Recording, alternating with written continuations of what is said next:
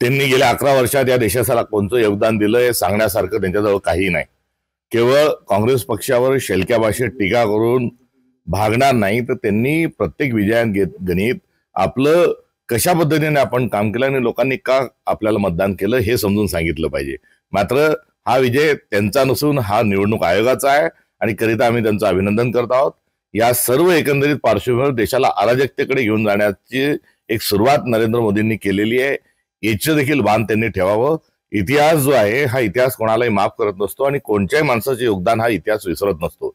मनमोहन सिंग काहीच बोलत नव्हते, मात्र भारताला सक्षमतेने उभं करण्याकरता डॉक्टर मनमोहन सिंग यांची इतिहासाला नोंद घेणं भाग आहे आणि या देशाचं वाटोळं करण्याच्या अनुषंगानं पुढे घेऊन जाणारे पंतप्रधान म्हणून नरेंद्र मोदी यांचं नाव दुर्दैवाने येणाऱ्या काळात अधोरेखित होईल।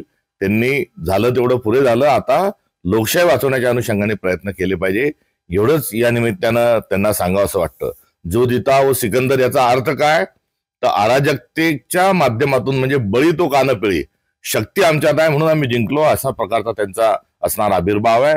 त्यांचा हा अहंकार या देशात खपून घेतला जाणार नाही, एवढंच विनम्रतेने या ठिकाणी सांगावं असं वाटतं। मुंबई महानगरपालिकेसाठी काल बैठक पार पडली, याच्यामध्ये काही आपल्याच नेत्यांकडून स्टेटमेंट दिले आहेत मनसे संदर्भात। काय नेमकं ठरलं, काय रेटा होता? त्या बैठकीला मी उपस्थित होतो। मनसेच्या संदर्भात कुठल्याही प्रकारचा उल्लेख त्या ठिकाणी झाला नाही। काँग्रेस पक्षांनी स्वबळावर पुढे गेलं पाहिजे अशा स्वरूपाची भूमिका आणि भावना त्या ठिकाणी नेत्यांनी आणि कार्यकर्त्यांनी मांडलेली आहे। नगर परिषद आणि नगर पंचायतच्या अनुषंगाने सध्या राज्यामध्ये काँग्रेसची काय भूमिका आहे? काँग्रेसची भूमिका ही स्पष्ट आहे। स्थानिकांच्या सोबत, स्थानिक नेतृत्वाच्या सोबत आम्ही पुढे जात आहोत। त्या ठिकाणी इंडिया अलायन्स आणि काही इतर घटक पक्षांच्या सोबत आमची आघाडी आणि युती कुठे होत आहे, तर कुठे आम्ही स्वबळावर लढत आहोत।